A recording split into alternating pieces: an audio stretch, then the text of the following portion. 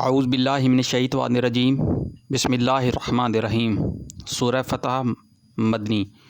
اے نبی صلی اللہ علیہ وآلہ وسلم، ہم نے تم کو کھلی فتح عطا کر دی تاکہ اللہ تمہاری اگلی پچھلی ہر کوتاہی سے درگزر فرمائے اور تم پر اپنی نعمت کی تکمیل کر دے اور تمہیں سیدھا راستہ دکھائے اور تم کو زبردست نصرت بخشے۔ وہی ہے جس نے مومنوں کے دلوں میں سکینت نازل فرمائی تاکہ اپنے ایمان کے ساتھ وہ ایک ایمان اور بڑھا لیں۔ زمین اور آسمان کے سب لشکر اللہ کے قبضہ قدرت میں ہیں اور وہ علیم و حکیم ہے۔ اس نے یہ کام اس لیے کیا ہے تاکہ مومن مردوں اور عورتوں کو ہمیشہ رہنے کے لیے ایسی جنتوں میں داخل فرمائے جن کے نیچے نہریں بہہ رہی ہوں گی اور ان کی برائیاں ان سے دور کر دے۔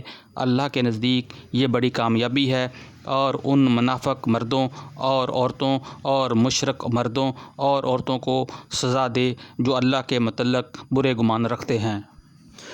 برائی کے پھیر میں وہ خود ہی آگے اللہ کا غضب ان پر ہوا اور اس نے ان پر لعنت کی اور ان کے لیے جہنم مہیا کر دی جو بہت ہی برا ٹھکانہ ہے۔ زمین اور آسمان کے لشکر اللہ ہی قبضہ قدرت میں ہیں اور وہ زبردست اور حکیم ہے۔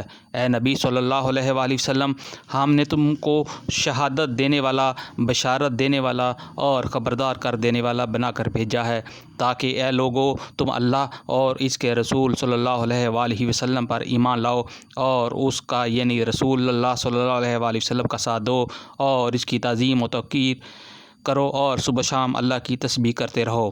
اے نبی صلی اللہ علیہ وآلہ وسلم، جو لوگ تم سے بیعت کر رہے تھے وہ دراصل اللہ سے بیعت کر رہے تھے، ان کے ہاتھ پر اللہ کا ہاتھ تھا۔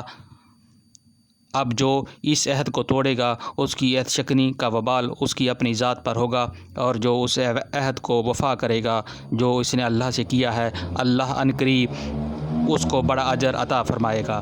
اے نبی صلی اللہ علیہ وآلہ وسلم، بدوؤں عربوں میں سے جو لوگ پیچھے چھوڑ دیے گئے تھے اب وہ آ کر ضرور تم سے کہیں گے ہم اپنے اموال اور بال بچوں کی فکر نے مشغول کر رکھا تھا، آپ ہمارے لیے مغفرت کی دعا فرمائیں۔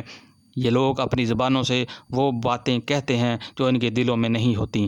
ان سے کہنا اچھا یہی بات ہے تو کون تمہارے معاملہ میں اللہ کے فیصلے کو روک دینے کا کچھ بھی اختیار رکھتا ہے؟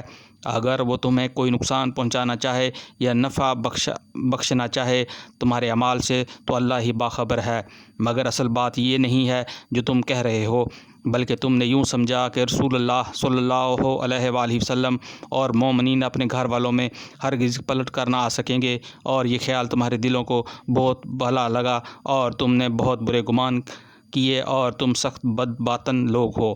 اللہ اور اس کے رسول صلی اللہ علیہ وآلہ وسلم پر جو لوگ ایمان نہ رکھتے ہوں ایسے کافروں کے لیے ہم نے بھڑکتی ہوئی آگ مہیا کر رکھی ہے۔ آسمانوں اور زمین کی بادشاہی کا مالک اللہ ہی ہے، جسے چاہے معاف کرے اور جسے چاہے سزا دے، اور وہ غفور رحیم ہے۔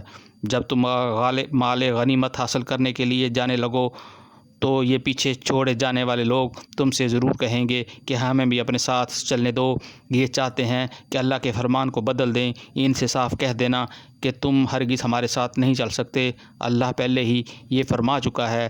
یہ کہیں گے کہ نہیں، بلکہ تم لوگ ہم سے حسد کر رہے ہو، حالانکہ بات حسد کی نہیں ہے بلکہ یہ لوگ صحیح بات کو کم ہی سمجھتے ہیں۔ ان پیچھے چھوڑے جانے والے بدو عربوں سے کہنا کہ عنقریب تمہیں ایسے لوگوں سے لڑنے کے لیے بلایا جائے گا جو بڑے زور آور ہیں، تم کو ان سے جنگ کرنی ہوگی یا وہ متی ہو جائیں گے۔ اس وقت تم اگر حکم جہاد کی اطاعت کی اللہ تمہیں اچھا اجر دے گا، اور اگر تم پھر اسی طرح منہ موڑ گئے جس طرح پہلے موڑ چکے ہو تو اللہ تم کو دردناک سزا دے گا۔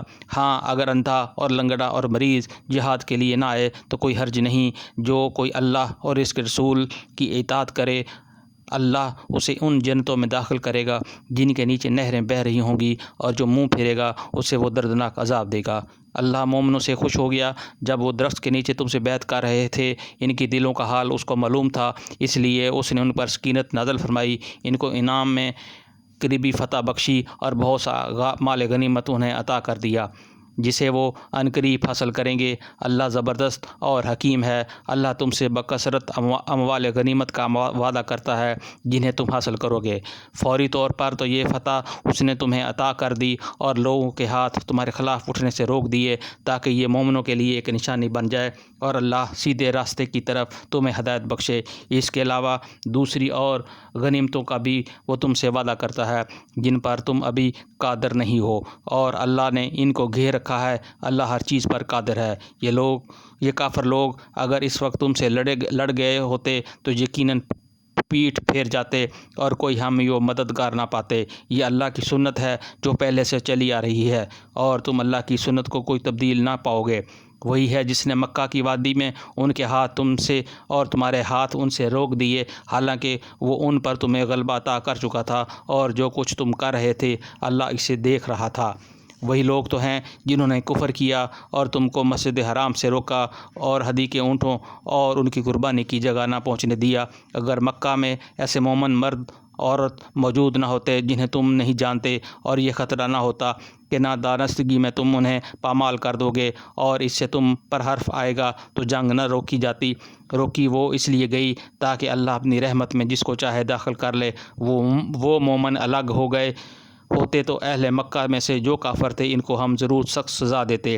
یہی وجہ ہے جب ان کافروں نے اپنے دلوں میں جالہانہ حمیت بٹھا لی تو اللہ نے اپنے رسول اور مومنوں پر سکینت نازل فرمائی اور مومنوں کو تقوی کی بات پر پابند رکھا کہ وہی اس کے زیادہ حقدار اور اس کے اہل تھے۔ اللہ ہر چیز کا علم رکھتا ہے۔